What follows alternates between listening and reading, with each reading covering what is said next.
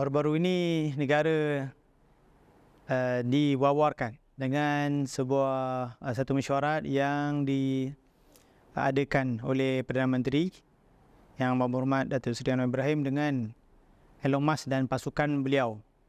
Ada beberapa perbincangan yang dibuat di dalam siri mesyuarat online tersebut berkenaan dengan Tesla dan juga perancangan SpaceX. Jadi antara yang kita dapat maklumat daripada media, laporan-laporan bahawa Yang Amat Berhormat Datuk Seri Anwar Ibrahim telah telah memesan membeli sebanyak 40 buah unit satelit Starlink, dan dikatakan untuk kegunaan sekolah dan juga IPT. Ia rentetan daripada terdapat komplain ataupun aduan daripada beberapa pelajar yang mengatakan mereka mempunyai capaian internet yang rendah ataupun yang perlahan di beberapa tempat. Okey, baik. Jadi sebelum kita pergi lebih jauh, banyak perkara berkaitan dengan teknologi terkini ini, teknologi satelit ini, yang saya kira mungkin ramai orang yang kurang faham ataupun perlukan maklumat yang lebih lanjut lah berkenaan dengan bagaimana satelit ini berfungsi. Jadi ramai bila kita tengok komen-komen di media, orang kata wah bagus, beli, nanti selesailah semua masalah internet ni, maka inilah satu revolusi, kita pacak je mana-mana semua dapat. Sebenarnya benda ni agak simple minded. Kalau kita rasa dengan order 40 biji maka selesai semua masalah, itu satu benda yang agak kurang tepat lah. Sebenarnya kita kena faham dari sudut bagaimana mekanisme satelit ini. Kemudian kita kena tahu apakah prerequisite, apakah perkara yang diperlukan untuk satelit ini berfungsi dengan baik. Adakah ianya wajar sekarang ataupun perlukan satu perancangan lanjut? Itu kita akan bahaskan sebentar lagi. Jadi saya akan teruskan sedikit sebanyak. Ini lebih kepada untuk saya berkongsi dengan tuan-tuan dan puan-puan dari segi pengalaman saya sini yang terlibat dalam penyediaan perkhidmatan satelit ini kepada penguatkuasaan laut dan juga beberapa agensi kerajaan sendiri. Jadi ini saya kongsikanlah dari segi maklumat. Jadi yang pertama kita kena faham, satelit ini dia ada beberapa jenis. Yang secara ringkas ni kita ada 5 jenis satelit. 5 jenis satelit. Yang pertama satelit yang dipanggil LEO, Low Earth Orbit. LEO Earth Orbit ini adalah satelit yang kita secara ringkas ni ia adalah paling dekat dengan muka bumi. Lebih kurang jarak dia dalam 160 km ke 1500 km daripada permukaan bumi. Satelit jenis yang kedua adalah satelit MEO ataupun dia adalah short form kepada Middle Earth Orbit. Maknanya orbit di bumi ini dia berada di tengah-tengah di antara LEO dan juga satelit GEO. MEO ni di tengah-tengah, Middle Earth Orbit, di mana ketinggian dia, jarak dia daripada muka bumi, surface, lebih kurang 500 km ke 20,000 km. Sorry, bukan 500. Jarak satelit MEO ni daripada surface, Earth surface, sekitar 5,000 km ke 20,000 km. Itu jarak satelit MEO. Dan yang agak tinggi, yang biasanya banyak perkhidmatan yang pakai sekarang ni, banyak satelit juga menggunakan satu lagi jenis satelit yang mengelilingi orbit, dipanggil satelit GEO, Geostationary Orbit, yang mempunyai ketinggian yang lebih jauh, jarak lebih jauh, iaitu sekitar 35,786 km daripada muka bumi. Dan ada juga lagi 2 jenis, yang ni jarang-jarang lah kita dengar dan tak banyak perkhidmatan yang menggunakan ni, tetapi ada, iaitu Sun Synchronous Orbit, SSO, dan juga Geostationary Transfer Orbit, GTO. SSO ni dia mengelilingi kutub utara dan kutub selatan. Memang tujuan dia untuk mengkaji perkara-perkara berkaitan dengan alam sekitar, cuaca, perubahan muka bumi, coastal, perubahan deforestation dan sebagainya. Jadi setiap satu satelit ini dia mempunyai fungsi-fungsi yang berbeza. Kita biasa dengar Malaysia pun ada Tiong Sat, ada Razak Sat, ASEAN Sat, Malaysia punya ni apa dia, satelit Malaysia ni apa dia. Kita dengar juga ada banyak daripada perkhidmatan luar, ada juga satelit, ada Inmarsat, ada Iridium, ada Thuraya daripada Middle East, dan kemudian pelbagai penyedia perkhidmatan satelit daripada seluruh dunia. Antara yang banyak guna di Malaysia ni antaranya Inmarsat, daripada beberapa negara yang lain juga ada Iridium, Thuraya dan lain-lain. Jadi perkhidmatan ini secara ringkasnya dia akan berlega-lega daripada 5 jenis satelit ni tadi. Jadi saya nak fokus kepada satu jenis satelit yang sekarang ni kita bincangkan, iaitu satelit yang baru dipesan, dibeli oleh Malaysia yang melalui Perdana Menteri kita, iaitu 40 unit LEO satellite. Sebenarnya Starlink ni, kita dengar Starlink tu, ini adalah nama brand dia, nama syarikat dan juga produk dia untuk perkhidmatan internet berasaskan satelit yang lebih laju kelajuannya, lebih rendah latensinya, dan dia boleh serve lebih banyak fungsi-fungsi yang diperlukan terutamanya untuk internet. Jadi saya akan fokus kepada satelit LEO, iaitu Low Earth Orbit. Dan Low Earth Orbit ni dia mengelilingi bumi ini mengikut pergerakan bumi kita, dan disebabkan dia paling dekat dengan surface, paling dekat dengan permukaan bumi. Jadi satelit LEO ni dia boleh bagi lebih coverage yang lebih baik. Maknanya sebab bila dia dekat. Kalau satelit MEO dengan GEO ni dia lebih jauh, berpuluh ribu kilometer, maka dia nak sampai setiap satu data, nak sampai, nak patah balik, pergi ground station, earth station, naik balik, turun balik ke receiver ataupun orang yang menggunakan satelit di muka bumi ni, hantar balik maklumat, itu semua akan mengambil masa dan terlalu banyak interference ataupun gangguan-gangguan dalam penghantaran maklumat itu berlaku.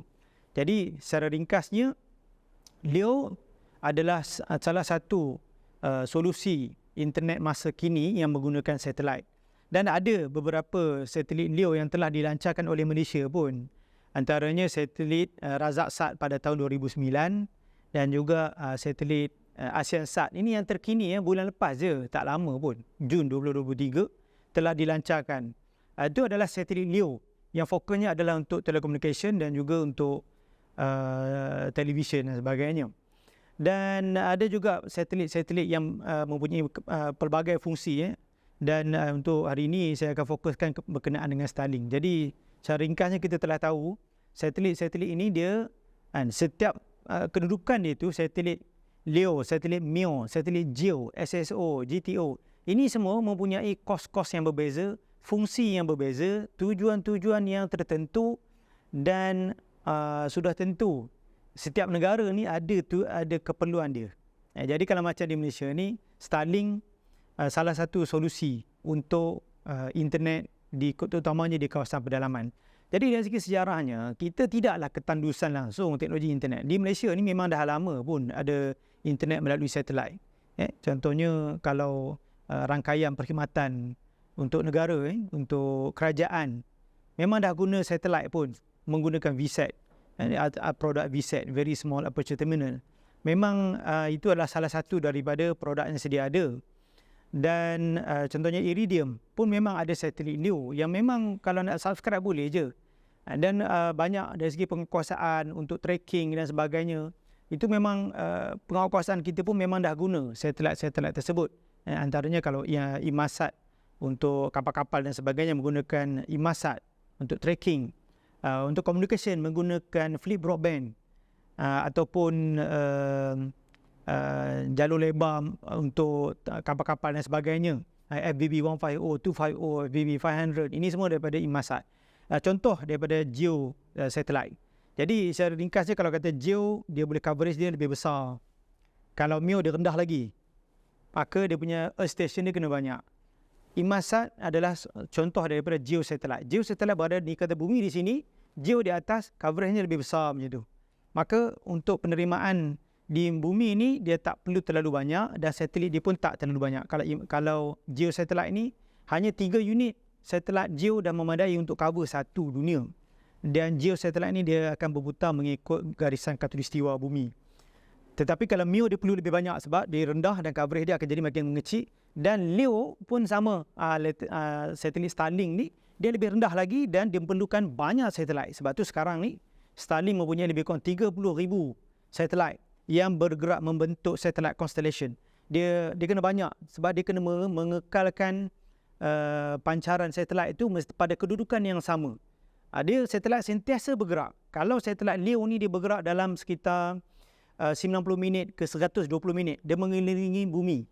Dalam masa 90 minit ke 120 minit, satelit tu dia akan mengelilingi bumi. Kalau dalam sejam tu dalam beberapa belas kali lah. Dalam satu hari tu, dia dah bergerak mengelilingi bumi beberapa kali. Jadi, bila kata LEO satelit ni, dia lebih dekat tetapi dia perlu banyak untuk mengekalkan coverage yang sama. Dan of course bila banyak satelit diperlukan, of course dia memerlukan kos yang lebih besar untuk maintain dan juga dan yang di akhirnya akan memberi kesan kepada harga perkhidmatan tersebut. Baik, saya tak nak sentuh terlalu lanjut dari sudut itu, tapi secara umumnya untuk kita faham satelit ini adalah jenis-jenis dia. Kemudian saya nak pergi kepada bagaimana satelit ni dia nak berfungsi, apa dia punya prerequisite yang perlu ada. Okey, ramai yang kadang-kadang saya tengok, saya baca ada yang kata, satelit ni dia pacak je terus dapat. Jangan, ni adalah satu kemudahan. Memanglah betul lah kemudahan. Kita mengalu-alukan. Starlink ni dia antara salah satu produk yang mampu milik lah. Walaupun dia tetap mahal, tidaklah murah sangat. Tapi kita kata mampu milik untuk peringkat penggunaan orang awam. Kalau yang sekarang ni banyaknya kerajaan yang guna, militeri guna. Tetapi kalau untuk Starlink ni dia menyediakan perkhidmatan internet, walaupun dia memang kos mahal, tapi dia cuba supaya untuk merendahkan kos tu dengan pelbagai kaedah. Tetapi dia tetap tertakluk kepada rukun-rukun perkhidmatan satelit ni. 3 komponen utama yang perlu ada untuk satellite deployment.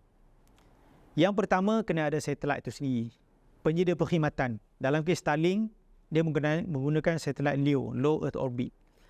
Dan yang kedua, perlu ada gateways ataupun ground earth station. Yang ground earth station ni, sekarang di Malaysia belum ada, yang ada di Filipina, mereka dah ada coverage dan perkhidmatan, dan juga di Australia. Dan di Malaysia tak ada. Dan jarak ground earth station dengan pengguna yang pasang piring tu, yang memerlukan perkhidmatan tersebut, jarak dia mesti sekitar 500 miles ataupun 1000 km. Ini daripada website Starlink sendiri boleh rujuk. Ini dia kemampuan dia. Dan gateway ni antara ataupun ground earth station ni antara limitation yang dihadapi oleh Starlink sekarang ni, di mana mereka terpaksa bina. Dia kena dapat kebenaran local authority, kerajaan negara tersebut untuk membina pangkalan-pangkalan ground earth station ini. Gateway ni kena ada dulu. Kena bina dulu. Pengambilan tanah. Polisi ruang udara negara tersebut dia perlu comply dulu, baru boleh dapat kelulusan dan sebagainya. License spektrum dan sebagainya itu adalah satu perkara, dan ini adalah perkara yang berbeza. Mana dari segi infrastruktur dia kena ada dulu. Kemudian yang ketiga, dia perlu ada penerima. Orang yang menggunakan satelit ini nak dapat perkhidmatan internet tadi, dia perlu ada user terminal. Terminal ni maknanya kalau contoh macam kita ada perkhidmatan Astro, dia ada piring tu. Dia macam tu je lah, lebih kurang sama. Tapi nak pasang tu pula bukannya boleh pacak tori hidup, tak. Dia perlu ada piring yang disediakan tu, yang ini dalam kes ni yang Perdana Menteri kita dah order 40 biji tu. Itulah peralatan tersebut. Dia perlu ada piring yang sesuai. Ini jenis L-band. Kemudian perlu ada cabling. Kena ada orang buat, bukan pacak-pacak tori dapat. Kena buat wiring yang sesuai. Kemudian kena ada wifi router untuk nak dapatkan akses. Kemudian perlu ada sumber tenaga yang mencukupi. Kena faham, apabila satelit ni dia menggunakan power untuk power tu mesti mencukupi untuk dia establish, untuk dia ada satu connection yang kuat, yang sesuai. Dia mesti ada power, sumber tenaga yang konsisten, yang baik, yang mencukupi untuk memastikan data yang diterima dan dihantar tu berada pada kadar yang terbaik. Jadi apabila di rural area, di pedalaman ni kita tengok elektrik pun ada tak ada. Ada yang pakai genset, pakai diesel, ada pakai solar, itu pun tak stabil. Jadi kalau ada pun peralatan ni, elektrik yang asas pun belum ada, belum cukup baik, maka ibarat no point lah. Sebab dia sedut tenaga kuat. Tenaga kuat untuk nak dapatkan data tu. Dan bila konsisten, dia kena orbit ni, bila satelit ni mengelilingi orbit, dia kena sentiasa pull the data and dia kena hantar data tu. Jadi perkara tersebut memerlukan infrastruktur yang stabil. Jadi ketiga-tiga komponen ni perlu ada dulu. Barulah kita kata perkhidmatan tu boleh disediakan. Tetapi tidaklah salah. Kita kata salah tak? Perdana Menteri kita nak order terus. Kita ada secara general, secara umum kita lihat benda ni tidaklah salah 100% ada salah apa-apa. Tapi kita pelik. Kita ada satu persoalan. Kita mengalu-alukan Starlink untuk menyediakan perkhidmatan. Dia sama je macam kita beli penyedia perkhidmatan daripada luar, masuk Malaysia jual barang. Sama je. Jadi untuk isu pedalaman ni, katanya untuk pedalaman lah. Lepas tu dia kata untuk sekolah pula. Lepas tu untuk IPT pula. Tak pastilah IPT mana yang dimasukkan, belum dinyatakan. Tetapi apabila untuk pedalaman ni, dia perlu syarat-syarat tadi tu, komponen infrastruktur tu perlu disediakan terlebih dahulu. Kalau kata kita beli barang dulu, baru nak sediakan infrastruktur, berapa lama masa nak ambil? Barang pun habis waranti. Ataupun perkhidmatan tu pun lama-lama simpan tak guna, berapa bulan pun dia memberi kesan yang berbeza. Mana kita beli dulu tapi barang tak guna.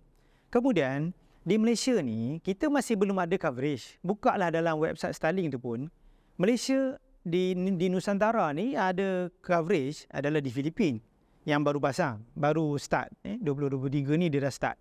Di Malaysia ni pun dia letakkan jangkaan quarter 2 2023.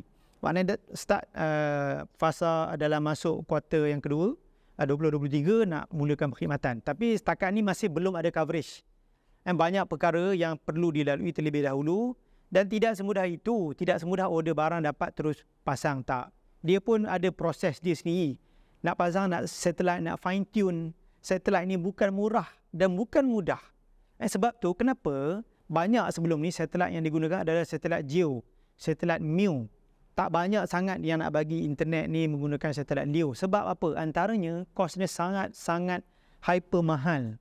Sebab dia perlu banyak satelit. Kalau Inmarsat 3 biji dah boleh cover satu dunia. Tetapi untuk satelit LEO ni dia perlu banyak, berpuluh ribu. Macam yang Starlink buat ni. Ini memang banyak. Jadi saya nak balik kepada point tadi, iaitu komponen kena ada 3. Satelit, okey, kita dah ada Starlink. Komponen satelit, maknanya dia punya LEO satellite. Yang kedua, gateways Malaysia belum ada. Mungkin akan dibuat, saya pun tak pasti di mana. Kalau boleh kerajaan kena bagi tahu lah, kita akan buat ground earth station Malaysia punya version. Malaysia di mana? Takkan kita nak tumpang semua daripada luar negara. Takkan kita nak tumpang daripada Filipina, takkan nak tumpang daripada Australia. Lagi jauh ground station dengan piring tu daripada pengguna, lagilah lemah dia punya transmission rate dia.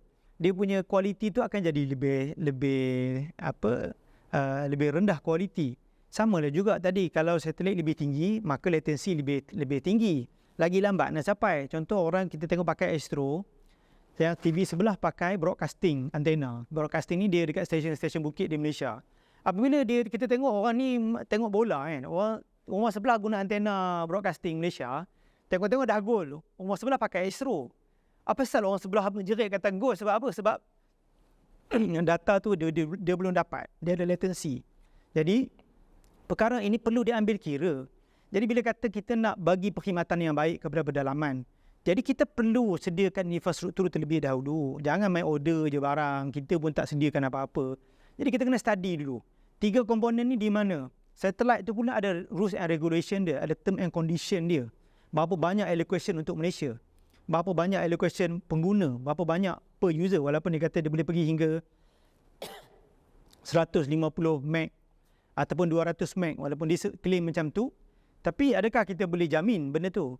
Bila dia menggunakan teknologi radio ni, gelombang ni, no way dia boleh garanti. Ni istilah dia, saya boleh jamin. Dia tidak boleh garanti kalau ambil 100 meg dapat 100 meg. No. Even yang menggunakan kabel pun, contohnya banyak penjenis perkhidmatan di Malaysia ni, Telekom Malaysia dan Time ke mana-mana yang sediakan. Tapi tak banyak pun, ada 2-3 je. Yang menyediakan perkhidmatan fiber, jalur lebar secara terus, secara wired, sambung ke rumah. Takkan sama yang menggunakan radio. Jadi apabila menggunakan radio ni, dia perlu sediakan infrastruktur tu kena bagus dulu. Barulah perkhidmatan tu akan jadi bagus. Sebab dia sangat bergantung kepada banyak faktor-faktor gangguan dan sebagainya. Apabila selain daripada 3 perkara ini pula, dia ada banyak cabaran-cabaran lain apabila kita bercakap berkenaan dengan satelit ini. Pertimbangan yang perlu dibuat, antaranya kawasan yang nak dipasang, adakah sesuai, adakah perlu, dan populationnya macam mana. Satelit ni memang tujuan dia untuk kawasan yang tidak ada coverage yang menggunakan kabel, terutamanya di kawasan yang less density populated area ataupun yang tak banyak orang lah senang cerita. Jadi bila tak banyak orang, economies of scale tu, jadi kos dia taklah murah bila tak banyak orang. Dia akan jadi murah kalau banyak orang guna. Sebab tu selular, teknologi radio yang banyak pakai sekarang ni, dia memang cari kawasan yang ramai orang, baru dia akan invest untuk pasang sebab benda tu costly. Sama juga untuk macam saya sebut tadi, komponen satelit ni, ground earth station dan sebagainya, communication dia pun perlukan ada fiber optik juga. Dia perlu ada fiber optik juga. Dia tidaklah pasang-pasang turun jalan tak. Dia perlukan ada sambungan kabel. Jalur lebar tu perlu ada juga untuk ground earth station tadi, untuk gateways tu. Jadi semua ini memerlukan masa, memerlukan perkara untuk dipertimbangkan. Jadi kedudukan kawasan tu perlu ditetapkan, kita perlu firm terlebih dahulu. Kemudian kawasan tu dari segi ketumpatan udara dia macam mana? Dia ada kawasan-kawasan yang sesuai, ada yang tak sesuai, ada yang terbaik. Benda tu perlu adakan kajian, perlu dijadikan satu syarat untuk kajian lanjut sebelum apa-apa perkhidmatan ini, sebelum pelaksanaan tersebut. Kemudian perlu ada juga dari segi polisi undang-undang setempat, pengambilan tanah. Sebab nanti tiba-tiba ada orang bantah pula, apa ni pasang antena besar-besar dekat kawasan dia. Lagi ada pula orang bantah, ada tuan punya tanah dan sebagainya. Jadi benda tu tak mudah. Dia perlu ada pertimbangan yang seperti ini sebelum pelaksanaan dibuat. Dan juga polisi ruang udara terbuka di Malaysia ini perlu dipertimbangkan. Kemudian dari segi lama mana nak sediakan infra ni, tempat yang nak pasang. Okeylah, katalah sekolah pedalaman yang tak ada coverage. Lama mana nak pasang? Kita tengok sekolah dhaif ni, nak beli kerusi rosak pun ambil masa. Nak pasang infra ni berapa lama pula ambil? Berapa lama boleh siap infra tu? Kemudian infra ground station ni, gateways ni, berapa lama pula ambil masa? Jadi kalau kita dah hanya fokus kepada satu item je daripada 3 komponen utama ni, jadi dia sebenarnya tidak menyelesaikan masalah dan tidak boleh berikan perkhidmatan pun. Saya boleh kata, kalau kita tiba-tiba order je barang, ibarat kita order telefon, lepas tu, analoginya, kita order telefon, dapat barang, kita dah beli 40 biji telefon, iPhone, brand new, iPhone 14 plus, 15 ke. Tapi singkat tak ada. So, kita boleh buat apa? Boleh main game, main bridge, kan? Main game ular. Tak boleh buat apa pun. So, sama je konsep dia. Beli Starlink punya barang ni, satelit, 40 biji, lepas tu nak buat apa? Simpan dalam store. Jadi dia tidak menyelesaikan masalah, tak boleh pakai pun, coverage pun tak ada.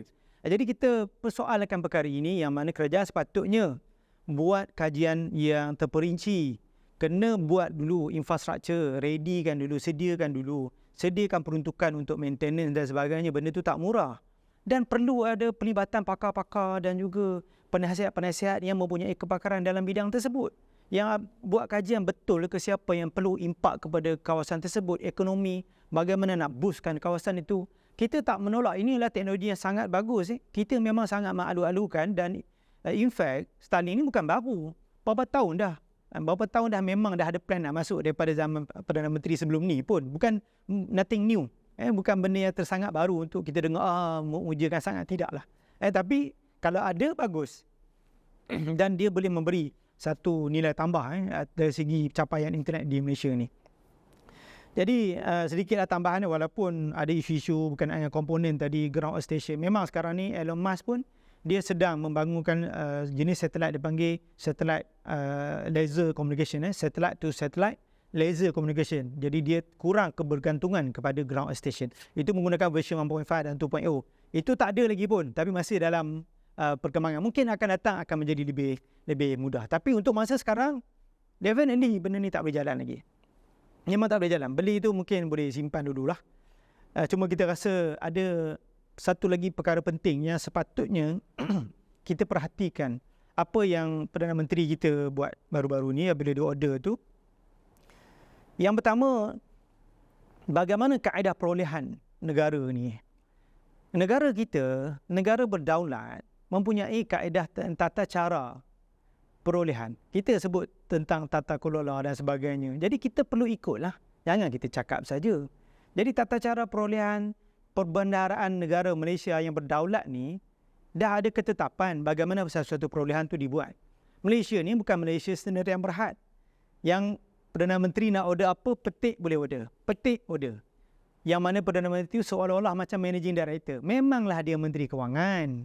Tapi bukan sebegitu caranya. Lepas satu mesyuarat, tak ada apa-apa, kita dah order dah. Macam tu je order.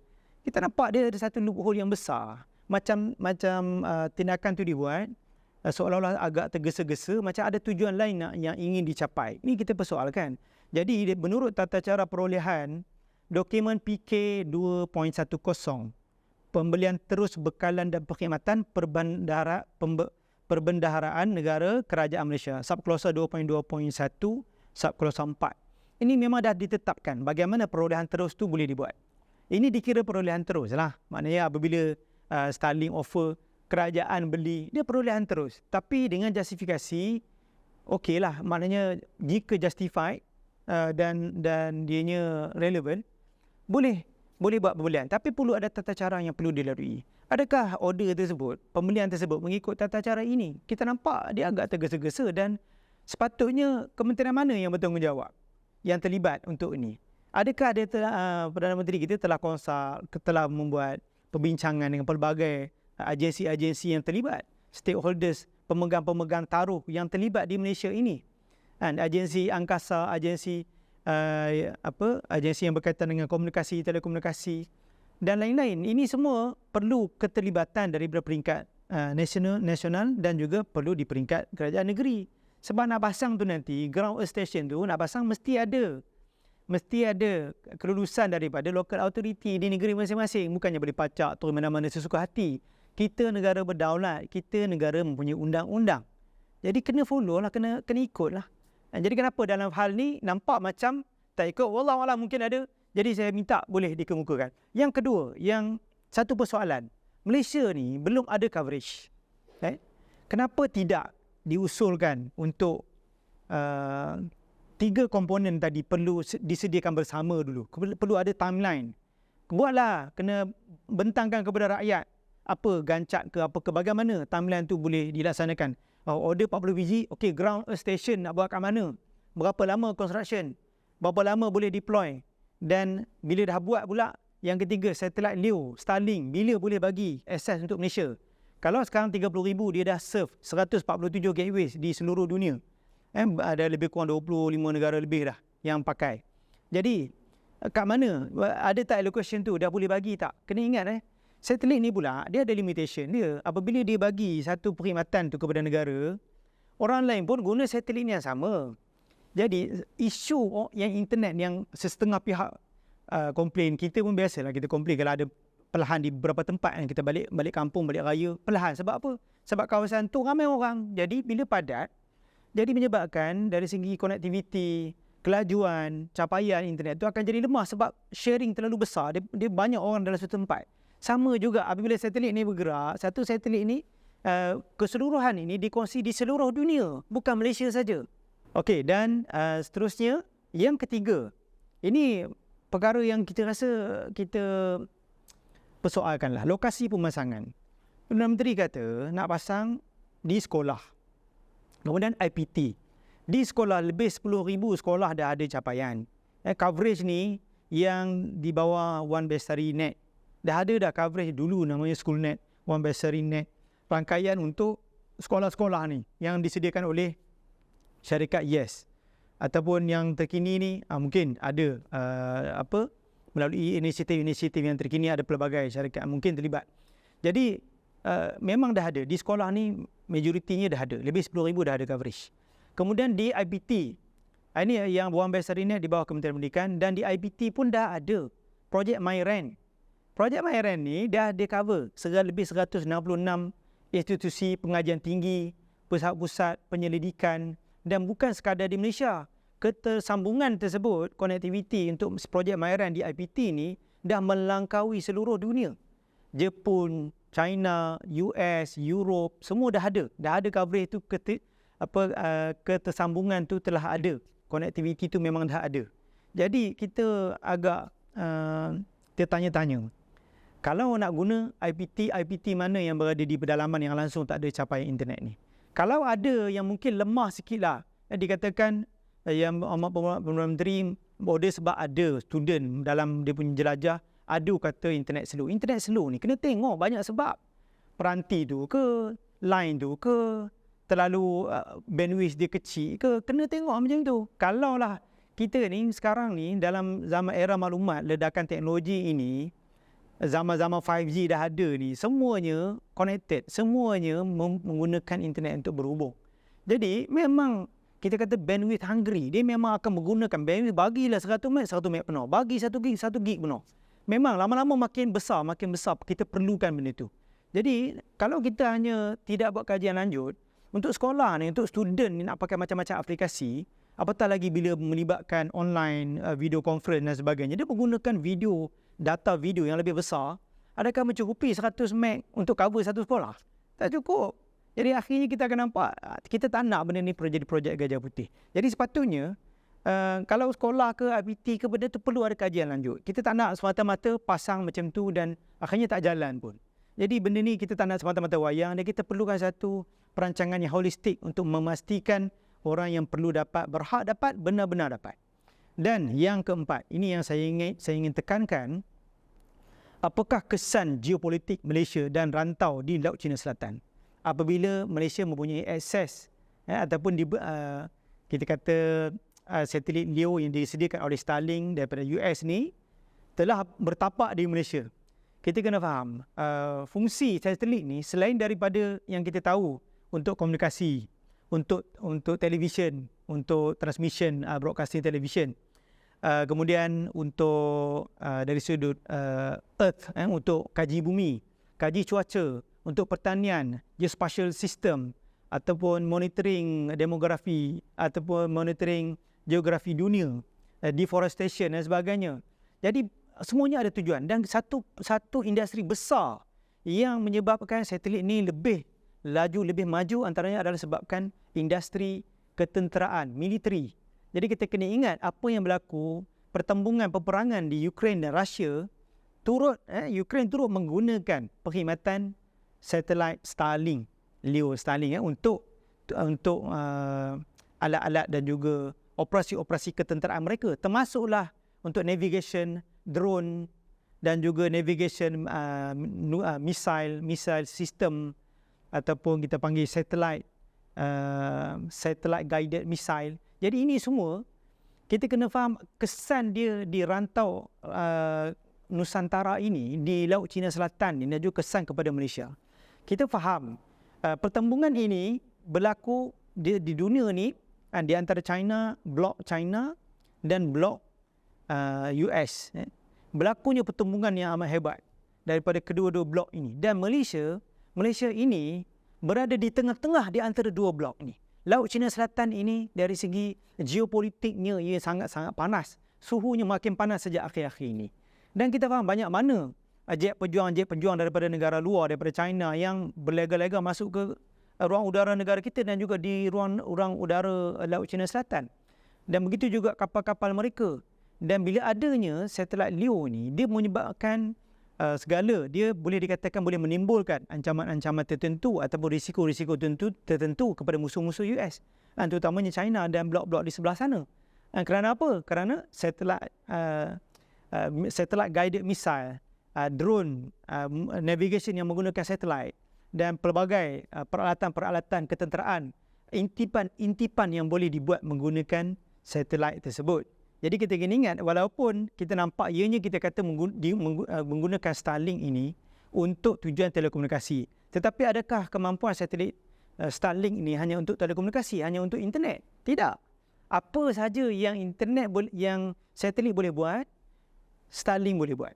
Sebab konsep dia sama saja. Tetapi bila Starlink ni berada di LEO, menggunakan satelit LEO, Low Earth Orbit, dia lagi dekat dengan bumi, lebih banyak aplikasi remote sensing, intipan, jamming dan sebagainya yang boleh dibuat, yang boleh dilaksanakan dengan menggunakan satelit. Jadi ini merupakan satu perkara yang kita perlu fikirkan, dan bagaimana kesannya kepada geopolitik di Malaysia. Adakah kita, Malaysia telah bersedia untuk berhadapan dengan tekanan-tekanan antarabangsa apabila kita mula mendapat capaian internet tersebut yang meluas di Laut Cina Selatan ini? Apakah kesannya? Apakah plan Malaysia untuk berhadapan dengan tindakan-tindakan tersebut?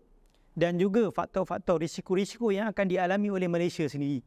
Contohnya, kita mempunyai site-site ketenteraan kita di beberapa tempat di Malaysia. TUDM, site-site TUDM, di kawasan-kawasan komunikasi TUDM. Benda ni dengan adanya satelit yang lebih hampir dengan muka bumi ini, sebenarnya dia juga turut memberi ancaman secara tidak langsung kepada kedaulatan kita jika tidak diuruskan dengan baik. Jadi perlu adakah undang-undang tersebut kita telah sediakan? Adakah polisi-polisi tersebut kita telah ada satu tadbir urus dan kawal selia yang baik untuk menangani jika muncul sebarang isu? Dan apabila Starlink ini disediakan oleh orang luar, jadi kita perlu ada kaedah ataupun mekanisme untuk membuat satu kawal silia yang baik. Contohnya, bagaimana kita nak protect kawasan-kawasan yang bersifat sensitif di Malaysia, sasaran-sasaran penting Malaysia yang tidak boleh, yang kita tidak benarkan untuk dicerak melalui satelit ini ataupun dicapai melalui teknologi satelit yang mungkin akan digunakan selepas ini, Starlink ini. Jadi apa tindakan Malaysia untuk berhadapan dengan kesan tersebut?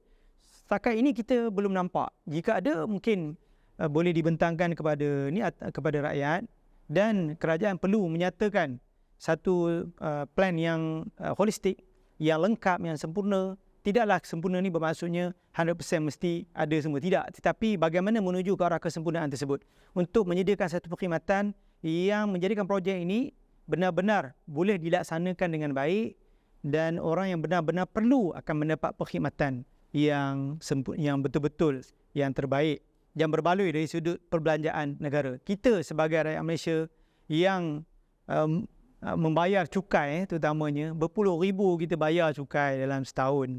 Mungkin ada yang lebih banyak lagi lah, kan?